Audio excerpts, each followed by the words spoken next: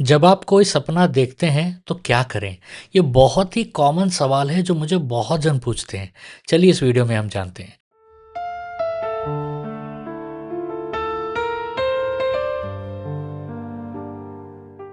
Video को अंत तक ज़रूर देखिएगा क्योंकि मैं एक सवाल पूछूंगा और पहले 3 सही जवाब देने वालों में से 2 जन को मेरा किताब इनाम में आएगा और किताब आपके घर बाय पोस्ट आएगा। अगर परमेश्वर ने आपसे रात में बात किया हो और आप सुबह उठकर कुछ ना करें तो क्या वह संदेश व्यर्थ नहीं चला जाएगा? बहुत से लोग सपने देखते हैं लेकिन अधिकांश लोग यह नहीं जानते हैं कि सपना देखने के बाद क्या करना चाहिए। आज हम बाइबल से जानेंगे कि सपना आने के बाद पहला कदम क्या हो, अलग अलग प्रकार के सपनों में क्या प्रक्रिया होनी चाहिए और कैसे सपना परमेश्वर की दिशा में बदले। पहला और सबसे जरूरी कदम, धन्यवाद देना।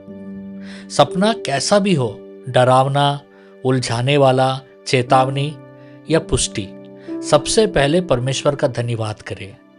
बाइबल कहती है हर बात में धन्यवाद करो, पहला थिस्सलुनीयन 5:18। ध्यान दीजिएगा यहाँ पर एक बात, यह नहीं लिखा है अच्छी बातों में बल्कि हर बात में धन्यवाद करो। ठीक है, तो सपना इस बात का प्रमाण है कि परमेश्वर अब भी आपसे बात कर रहा है। मैं ये बहुत सजेस्ट करता हूँ सबको कि बिस्तर के बगल में एक नोटबुक और पेन रखे या फोन में तुरंत लिखे या रिकॉर्ड करें या वॉइस रिकॉर्ड करें। क्यों? क्योंकि बाइबल कहती है इस दर्शन को लिख दे और पट्टियों पर स्पष्ट लिख। हबाकुक का 2:2। जो नहीं लिखा जाता वो जल्दी भूला जा सकता है। सपना लिखना स्मृति की रक्षा है, यानी मेमोरी की रक्षा है, आत्मिक जानकारी की सुरक्षा है। अगर सपना डर पैदा करे तो क्या करें? अगर ये सपने भय, घबराहट, बेचैनी पैदा करे तो उसे नजरअंदाज ना करें। देखिए, बाइबल में ऐसे समय उपवास और प्रार्थना की शिक्षा दी गई है।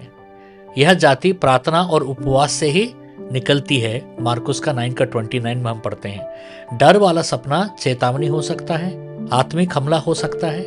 उपवास आत्मा को तेज करता है और शत्रु की योजना को तोड़ता है।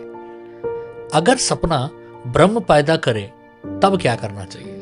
कुछ सपने डर नहीं लेकिन उलझन पैदा करते हैं। ठीक है, ऐसे सपने में यदि किसी को बुद्धि की घटी हो तो परमेश्वर से मांगे। याकूब 1:5 में हम पढ़ते हैं। तो आप उपवास करें, जल्दबाजी में निर्णय ना ले कि सपना आया है मुझे ये करना है, क्योंकि परमेश्वर अव्यवस्था का नहीं परंतु शांति का करता है। पहला कोरिन्थियन 14:33। अगर सपना पुष्टि या कंफर्मेशन हो तब क्या करें? अगर सपना पहले से मिली बात की पुष्टि या कंफर्मेशन करता है, प्रार्थना के उत्तर को मजबूत करता है, तो ऐसे सपनों का प्रतिक्रिया क्या होनी चाहिए? स्तुति और धन्यवाद। धन्यवाद के साथ अपनी विनती प्रस्तुत करो। फिलिपियंस का 4:6। पुष्टि या कंफर्मेशन का सपना विश्वास को मजबूत करता है, डर को निकाल देता है। अगर सपना दिशा डायरेक्शन दे तो तब हम क्या करें? तो आपको एक कंफर्मेशन को मांगना जरूरी है। ठीक है, क्यों? क्योंकि बाइबल साफ कहती है हर बात 2 या 3 गवाहों से ठहरे। दूसरा कोरिन्थियन 13:1। देखिए, दिशा या डायरेक्शन वाला सपना तुरंत कदम उठाने के लिए नहीं होता है बल्कि परखने के लिए भी होता है। इसलिए आपको और एक बार पूछना है, परमेश्वर इसको आप कंफर्म कीजिए।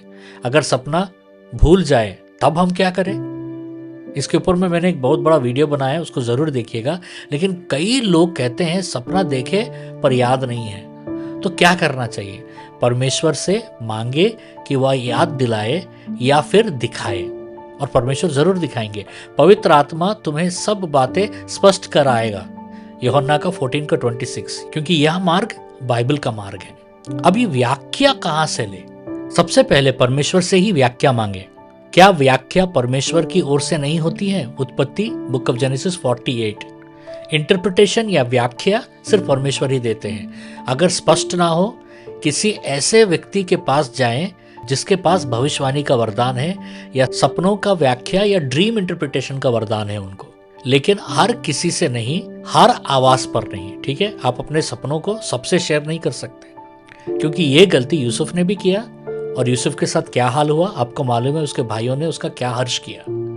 लेकिन बाद में परमेश्वर सब कुछ यूसुफ की भलाई के लिए किया है। लेकिन संभाल के रहिए, हर सपना सबसे शेयर करना नहीं चाहिए। अगर सपना है तो ये स्टेप्स को जरूर कीजिएगा, ठीक है। एक सूचना है कि हर मंडे और ट्यूसडे को मैं भारत के समय में रात को 9 से 10 बजे मैं सपनों का अर्थ बताता हूँ। नीचे डिस्क्रिप्शन में ड्रीम इंटरप्रिटेशन फॉर्म का लिंक दिया गया है, उस लिंक में जाकर आप अपने सपनों को भेजिए, मैं ज़रूर इंटरप्रेट करूँगा। और एक बात, हर थर्सडे और फ्राइडे को ह्यूस्टन के समय में सुबह 9:30 से 10:30 और भारत के समय में रात को 9 से 10 बजे मैं ऑनलाइन में आकर प्रार्थना चलाता हूँ। कई लोग जुड़ते हैं हमारे साथ और मुझे बहुत सारे मैसेजेस आ रहे हैं कि परमेश्वर इस प्रार्थना के द्वारा बहुत सारे अद्भुत कार्य कर रहे हैं। आप भी हमारे साथ ज़रूर जुड़िएगा। अभी मैं एक प्रार्थना करने वाला हूँ, इस प्रार्थना का स्क्रीनशॉट को निकालकर आप बाद में भी प्रार्थना कर सकते हैं या मेरे साथ अभी आप प्रार्थना कर सकते हैं। चलिए प्रार्थना करते हैं। हे पिता परमेश्वर, यीशु मसीह के नाम में हमारे सपनों को तेरी आवाज के प्रति संवेदनशील बना, भूलने की शक्ति टूटे, भ्रम की शक्ति टूटे और हर सपना तेरी योजना को प्रकट करे, यीशु मसीह के नाम में आमीन। और ये रहा आज का सवाल को ध्यान से सुनिए। अगर सपना डर या भ्रम पैदा करे तो इस संदेश के अनुसार पहला आत्मिक कदम क्या होना चाहिए? एक लाइन में भी जवाब दे सकते हैं और पहले 3 सही जवाब देने वालों में से 2 जन को मेरा किताब इनाम में मिलेगा और किताब बाय पोस्ट आएगा। और एक गुजारिश है, प्लीज कमेंट्स चेक करते रहिएगा क्योंकि मैं विनर को कमेंट्स में अनाउंस करता हूं। अगर आपको कोई सवाल है तो जरूर कमेंट कीजिए। अगर कोई प्रार्थना का जरूरत है तो नीचे डिस्क्रिप्शन में प्रेयर फॉर्म का लिंक दिया गया है, उस प्रेयर फॉर्म को भरकर मुझे जरूर भेजिएगा। मैं उस प्रार्थना को जरूर वॉइस मैसेज के द्वारा प्रेयर कर मैं आपको भेजूंगा। परमेश्वर आपको और आपके परिवार को बहुत बहुत आशीष दे। God bless you.